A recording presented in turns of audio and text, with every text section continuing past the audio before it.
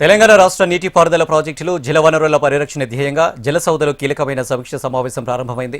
CM Revanth Reddy సమావేశానికి హాజరయ్యారు. ఇక రాష్ట్ర నీటిపారుదల రంగానికి సంబంధించిన కీలక అంశాలపై ఉన్నతాధికారులకు దిశానిర్దేశం చేయనున్నారు.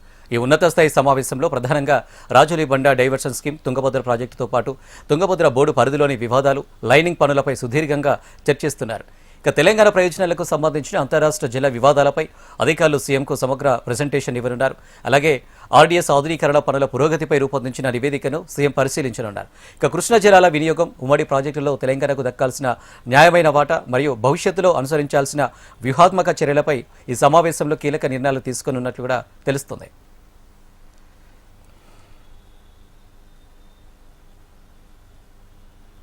రెడ్డిగా దీనికి సంబంధించి మరిన్ని డీటెయిల్స్ మా చీఫ్ రిపోర్టర్ వాసుదేవ్ అందిస్తారు లైవ్లో. వాసుదేవ్,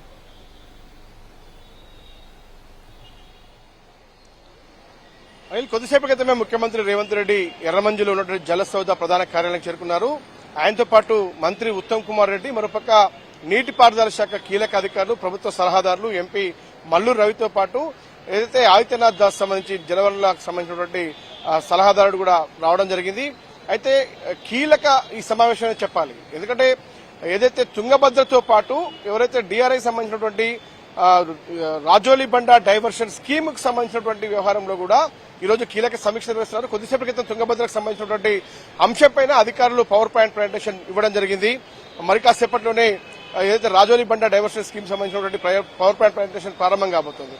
ప్రధానంగా ఈ రెండు ప్రాజెక్టులకు సంబంధించి మరోపక్క కృష్ణా గోదావరి నదీ జలాల తెలంగాణ వాటాలు, మరోపక్క జరుగుతున్నటువంటి ప్రాజెక్టుల పనితీరుకు సంబంధించిన అంశాలపైన, మరోపక్క కాలువల పొడిగింపు, విస్తరణ అంశాలతో పాటు నిధుల సమీకరణ, ఇతర న్యాయపరమైన అంశాలతో పాటు ఇతర కేంద్ర ప్రభుత్వం ముడిపడిన అంశాలు, అంతర్రాష్ట్రాలతో ముడిపడిన అంశాలతో పాటు ఇటు ఏపీ, తెలంగాణ, కర్ణాటకకు సంబంధించి తుంగభద్రతో ఉన్నటువంటి ఇతర సమస్యలపైన కూడా కీలకంగా సమీక్షిస్తున్నారు. ఎందుకంటే రేపు ముఖ్యమంత్రి తుంగభద్రపై ఏదైతే కర్ణాటక ప్రభుత్వం 34 గేట్లు పునర్నిర్మాణం చేపట్టిందో ఆ ఓపెనింగ్ కార్యక్రమానికి ముఖ్యమంత్రి రేపు బయలుదేరి వెళ్లనున్నారు. కాబట్టి అక్కడ జరిగేటువంటి 3 రాష్ట్రాల ముఖ్యమంత్రులు, ఏపీ ముఖ్యమంత్రి చంద్రబాబు నాయుడు, మరొక కర్ణాటక ముఖ్యమంత్రి, తెలంగాణ ముఖ్యమంత్రి రేవంత్ రెడ్డి కూడా భేటీ అయ్యే అవకాశం ఉంది. ఈ భేటీ నేపథ్యంలో ఎలాంటి అంశాలు వాళ్ళతో చర్చించాలి అన్న అంశానికి, ఎందుకంటే ఈ 3 రాష్ట్రాలకు సంబంధించినటువంటి ఈ ప్రాజెక్టులకు సంబంధించిన గోదావరి, కృష్ణ, ప్రధానంగా తుంగభద్రకు సంబంధించినటువంటి కీలక అంశాలు రేపు ప్రస్తావనకు వచ్చే అవకాశం ఉంది. కాబట్టి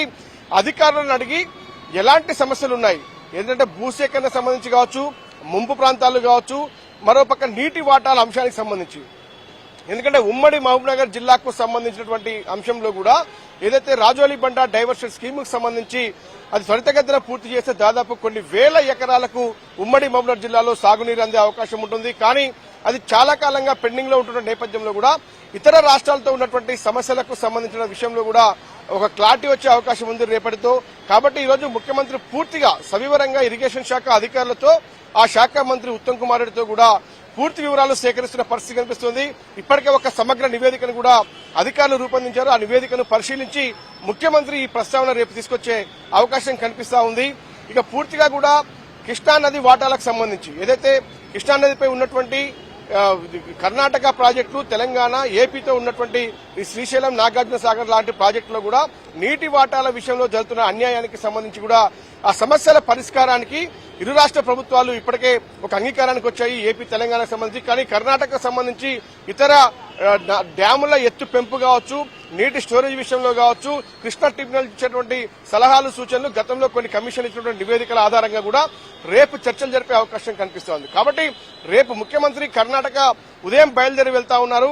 కాబట్టి రేపు సాయంత్రం జరిగేటువంటి 4 గంటల బహిరంగ సభలో కూడా ఆయన మాట్లాడబోతా ఉన్నారు. కానీ ఏం మాట్లాడాలి, ఏ అంశాలు ప్రస్తావనకు తీసుకురావాలి అన్న అంశంపైన కూడా ఈ రోజైతే ఒక కీలక సమావేశం కొనసాగుతోంది. మరోపక్క తెలంగాణలో ఏదైతే కొనసాగుతున్నటువంటి ఇతర ఇరిగేషన్ ప్రాజెక్టులకు సంబంధించి, మరోపక్క పవర్ ప్రాజెక్టులకు సంబంధించి నవీన్ మిట్టల్ కూడా ఇప్పటికే ఇంధన శాఖ ప్రిన్సిపల్ సెక్రటరీ ఆయన కూడా హాజరు కావడం జరిగింది. పూర్తి స్థాయిలో కూడా నీటి వనరులను తెలంగాణ ప్రభుత్వం ఏ విధంగా వినియోగించాలి, అసలు నీటి హక్కులను ఏ విధంగా కాపాడాలి, న్యాయపరమైన చిక్కులు ఏమైనా ఉన్నాయా అన్న అంశానికి సంబంధించి కీలక భేటీ అయితే ప్రస్తుతం కొనసాగుతోంది. ప్రభుత్వానికి సంబంధించి ముఖ్యమంత్రితో పాటు కీలక ఇరిగేషన్ శాఖ అధికారులతో పాటు ప్రభుత్వ సలహా జితేందర్ రెడ్డితో పాటు పలువురు పాల్గొన్న పరిస్థితి కనిపిస్తుంది. ఆదిత్యనాథ్ దాస్ కూడా ఈ సమావేశానికి హాజరయ్యారు. ఇరిగేషన్ శాఖ మంత్రి ఉత్తమ్ కుమార్ రెడ్డితో పాటు నవీన్ మిట్టల్ సీనియర్ ఐఏఎస్ అధికారి కూడా హాజరయ్యారు. వీళ్ళంతా కూడా ఇరిగేషన్ శాఖ అధికారులు ఇస్తున్నటువంటి పవర్ ప్లాంట్ ప్రజెంటేషన్ ప్రస్తుతం వీక్షిస్తున్న పరిస్థితి కనిపిస్తా ఉంది. ఈ రెండు ప్రాజెక్టులకు సంబంధించి రాజోలి బండ డైవర్షన్ స్కీమ్ తో పాటు తుంగభద్రకు సంబంధించినటువంటి ఈ ప్రాజెక్టుల అంశంపైనే ప్రధానంగా చర్చ కొనసాగుతోంది. చర్చ తర్వాత కూడా కొన్ని కీలక ఆదేశాలు దిశానిర్దేశం ముఖ్యమంత్రి చేసే అవకాశాలు కనిపిస్తా ఉన్నాయి. ఎందుకంటే ఉమ్మడి మహబూబ్నగర్ జిల్లాలో చేపట్టినటువంటి పలు సాగునీటి ప్రాజెక్టుల అంశానికి సంబంధించి త్వరితగతిన పూర్తి చేయాలి, ఒక నివేదికను రూపొందించాలని కూడా ఇప్పటి గతంలోనే ముఖ్యమంత్రి ఆదేశాలు జారీ చేశారు.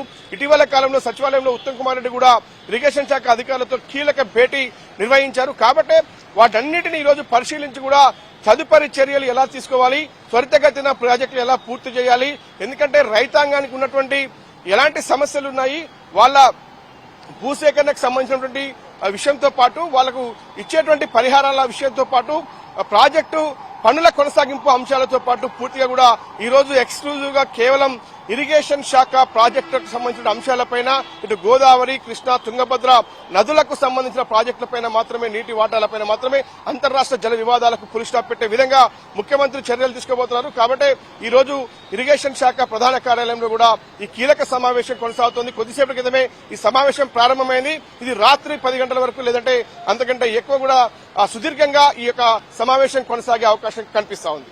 Anil. Right Vastav, thank you.